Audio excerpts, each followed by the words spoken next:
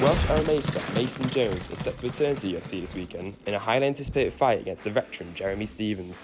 This will be Jones' second stint in the UFC after being released in September 2022, following 2 defeats in just 3 bouts.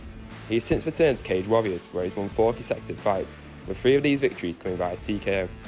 It was only a matter of time before Jones returned to the pinnacle of mixed martial arts, with many journalists and fans alike predicting his comeback.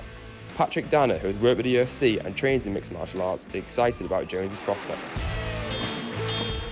I do think Mason Jones has been more active against better competition. I think he's been fighting in MMA, a lot more recently.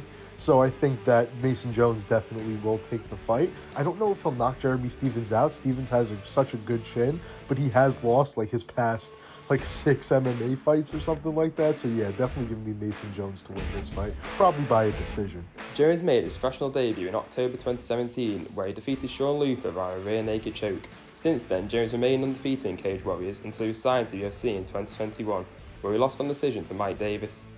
Despite a solitary win over David Onama, Jones was released from the company and will be hoping to showcase his ability more when he returns.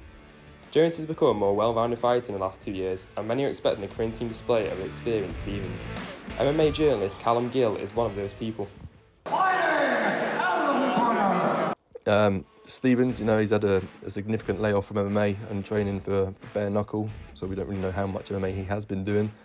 And obviously Jeremy Stephens is 8 years older as well, so how much more has he got left in the tank? I think all of these play into Jones's favour, and I think having picked up that experience, he'll be able to get the job done, and if he doesn't get the finish, I can see him picking up a dominant performance and winning by decision. Impressive wins over Bryce Logan and Michael Bajani finally caught the eye of Dana White and other UFC executives who called for Jones' return. It will be his first fight since July 2024, but a host of experts and MMA fans in general don't see this as a major problem. The small town of Blenheim, where Jones was born, we're hoping their progeny could put on a show in Iowa and cement his name in the UFC lightweight division.